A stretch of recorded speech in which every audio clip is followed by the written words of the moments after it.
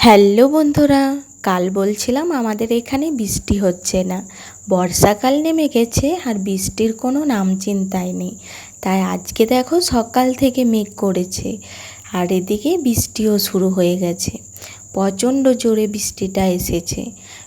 অনেকক্ষণ না হলেও বৃষ্টিটা ভালোই হয়েছে। আর এই বৃষ্টিতে দুই ছেলে মেয়েও ভিজতে শুরু করে দিয়েছে। স্কুল যায়নি আজকে, বাড়িতে আছে, এদিকে বৃষ্টির জলে ভিজছে। আর এই বৃষ্টি ভেজা দুপুরে খাওয়া দাওয়াটা তো জমিয়ে করতেই হবে।